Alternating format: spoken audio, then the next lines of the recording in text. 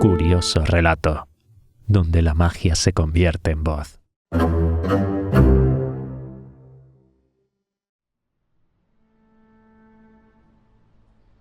Capítulo 32. En busca del tesoro, la voz entre los árboles. En parte por el desánimo causado por este susto y en parte para que pudieran descansar Silver y los enfermos, el grupo se sentó en cuanto llegamos a lo alto de la cuesta. La meseta estaba algo inclinada hacia occidente, por lo que, desde el lugar en el que nos habíamos detenido, se dominaba una amplia extensión de terreno a ambos lados. Frente a nosotros, por encima de las copas de los árboles, divisamos el cabo de los bosques festoneado de espuma. Por detrás, no solo avistábamos el fondeadero y la isla del esqueleto, sino más allá del banco de arena y de las tierras bajas orientales, un gran trozo de mar abierto por el este. Justo por encima de nosotros se elevaba el cerro del Catalejo, salpicado en algunos lugares de pinos solitarios y en otros hendido de negros precipicios.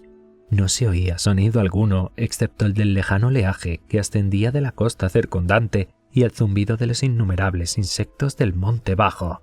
No se veía ni un alma ni una vela en el horizonte, y la amplitud de aquel panorama aumentaba todavía más la sensación de soledad.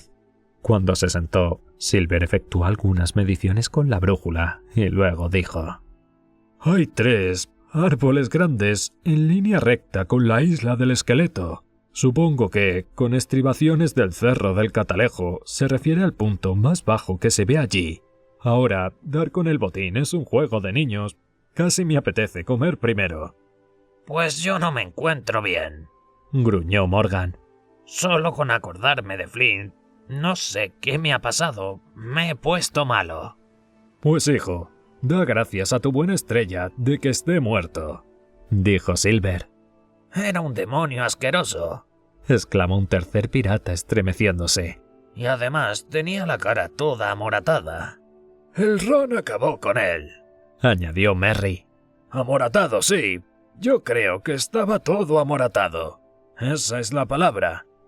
Desde que habían encontrado el esqueleto y se habían sumido en estos pensamientos, hablaban cada vez más bajo y ahora se expresaban casi en susurros, de modo que su conversación apenas quebraba el silencio del bosque.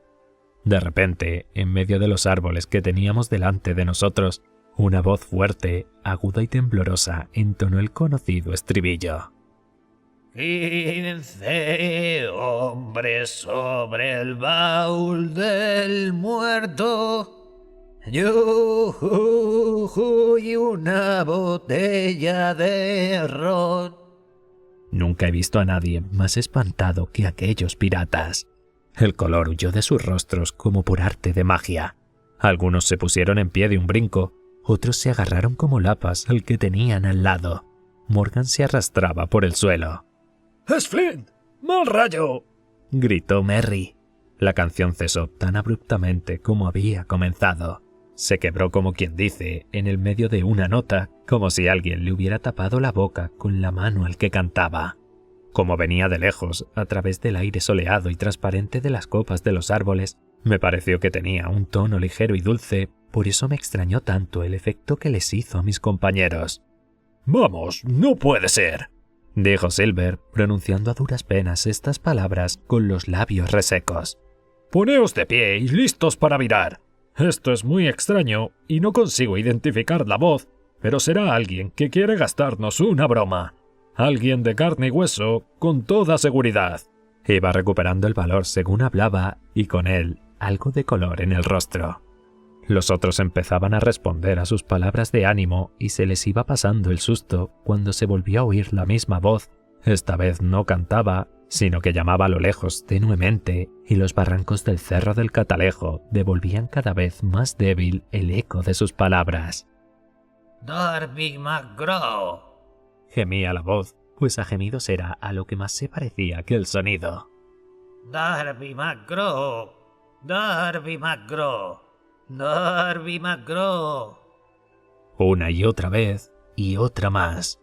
Y luego, un poco más fuerte y con una blasfemia que me permito omitir. Trae a popa el ron, Darby. Los bucaneros se quedaron como petrificados, con los ojos como platos. Mucho después de que la voz se hubiera desvanecido, todavía seguían con los ojos desorbitados, mirando aterrados hacia adelante, en silencio. Eso lo explica todo, jadeó uno. ¡Vámonos! Fueron sus últimas palabras, murmuró Morgan. Sus últimas palabras a bordo. Dick había sacado la Biblia y rezaba a todo rezar. El pobre de Dick había tenido una buena educación antes de que se hiciera la mar y cayera en tan mala compañía. Pero Silver seguía sin ceder. Podía oír que le castañeaban los dientes, pero no se rendía. «Nadie en esta isla oyó nunca hablar de Darby», musitó. «Nadie, excepto los aquí presentes». Luego hizo un gran esfuerzo y exclamó: «Camaradas, yo he venido a buscar el botín, y nadie, ni hombre ni diablo, me lo impedirá. Jamás me dio miedo de Flint cuando estaba vivo, y por todos los demonios, sabré enfrentarme a él ahora que está muerto. Hay 700.000 libras a menos de un cuarto de milla de aquí. ¿Acaso alguna vez un caballero de fortuna ha puesto popa a semejante dineral por culpa de un viejo marinero borracho con la cara moratada y encima muerto?» Pero no hubo indicio alguno de que sus secuaces recuperaran el valor. De hecho, más bien estaban cada vez más despavoridos por la irreverencia de sus palabras. «Ya está bien, John», dijo Merry. «No te metas con los fantasmas». Los demás estaban demasiado asustados para poder contestar. Habrían salido corriendo como conejos de haberse atrevido a ello, pero el miedo los mantenía apiñados y se quedaron junto a John, como si la osadía de éste pudiera servirles de algo. Él, en cambio, se había crecido y dijo: «¿Fantasmas? Puede ser, pero una cosa no tengo nada clara. Oímos el eco, y nadie ha visto nunca que un fantasma tenga sombra, así que me gustaría saber cómo puede tener eco. Eso tampoco es natural, digo yo». El razonamiento a mí no me pareció muy convincente, pero nunca se sabe cómo va a reaccionar una persona supersticiosa. Me sorprendió comprobar que George Merry se sintió muy aliviado y dijo: «Claro, tienes razón. John, tienes la cabeza encima de los hombros, de eso no cabe duda alguna. Media vuelta, compañeros. Esta tripulación va tras una pista falsa, me parece a mí. Y ahora que lo pienso, era la voz de Flint, os lo aseguro, pero no del todo clara, al fin y al cabo. Era más parecida a la voz de otro. Se parecía más a... ¡Por todos los diablos! ¡A Ben Gunn!», rugió Silver.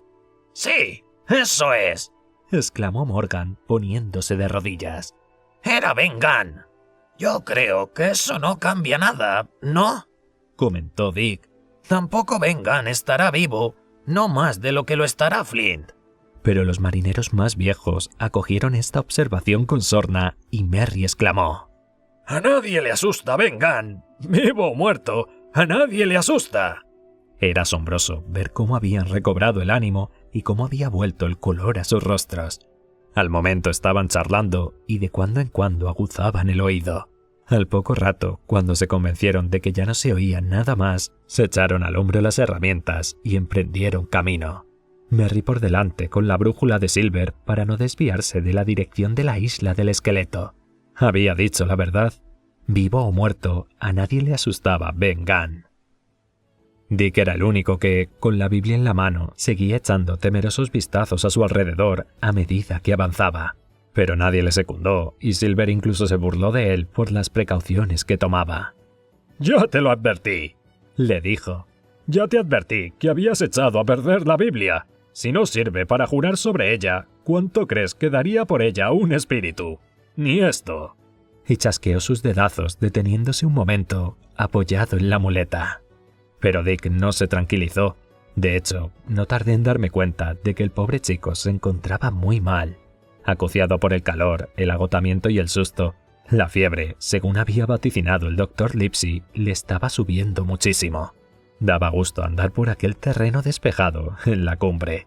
Nuestro camino iba ligeramente cuesta abajo porque, como ya he dicho antes, la meseta se inclinaba hacia el oeste.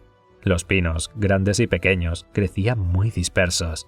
Entre los grupos de mirísticas y de azaleas incluso se veían grandes calveros que se tostaban bajo los fuertes rayos del sol. Dirigiéndonos como nos dirigíamos hacia el noroeste a través de la isla, Por una parte nos acercábamos a las estribaciones del Cerro del Catalejo y por otra dominábamos la bahía occidental en la que días antes me vi a merced de las olas dentro del Coraclo. Alcanzamos el primero de los grandes árboles que por su posición no era el que buscábamos.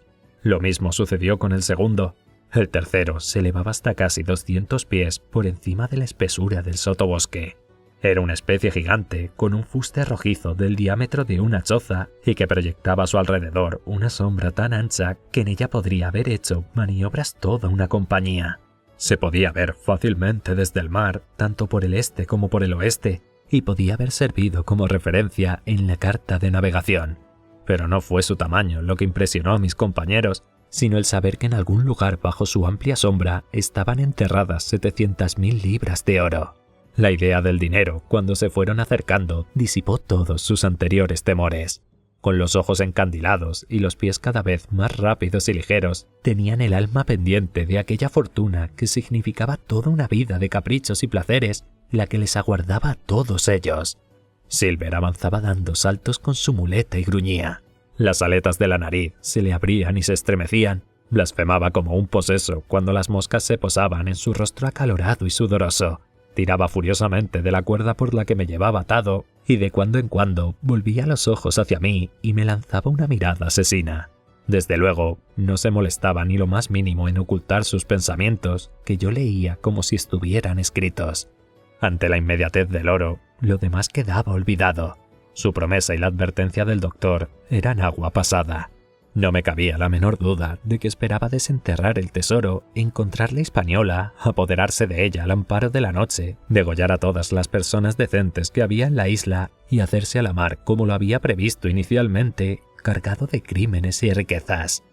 Agobiado como estaba por todos aquellos temores, me costaba trabajo mantener el paso ligero de aquellos buscadores del tesoro. Tropezaba de cuando en cuando y entonces Silver pegaba un tirón de la cuerda y me lanzaba miradas asesinas. Dick, que se había quedado atrás y ahora cerraba la expedición, iba murmurando para su coleto oraciones y maldiciones a medida que le subía la fiebre. Esto me hacía sentirme todavía más agobiado y para colmo de males, me acosaba la idea de la tragedia que otrora tuviera lugar en aquella meseta cuando el endemoniado bucanero de rostro amoratado, el que muriera en Sabana cantando y reclamando aguardiente a gritos, había asesinado allí con sus propias manos a 6 de sus compinches. Me imaginé que en aquel sendero que ahora se veía tan apacible habrían retumbado los gritos, e incluso llegué a creer que los oía todavía. Por fin llegamos a la linde del soto. ¡Vamos, compañeros! ¡Todos a una!, gritó Merry, y el que iba en cabeza echó a correr. De repente, cuando aún no habían recorrido ni 10 yardas, vimos que se paraba en seco. Luego se oyó un grito apagado. Silver redobló el paso, surcando la tierra con la punta de su muleta como un poseso, y al cabo de un instante también nosotros nos detuvimos. Ante nuestros ojos se veía un gran hoyo, no muy reciente, pues las paredes se habían derrumbado y en el fondo crecía la hierba. Se veían esparcidos el mango de un pico roto en 2 pedazos y las tablas de varios cajones. En una de las tablas pude leer, grabada con un hierro candente, la palabra Walrus, el nombre del barco de Flint. Todo estaba más claro que el agua. El escondite había sido descubierto y saqueado. Las 700.000 libras habían volado.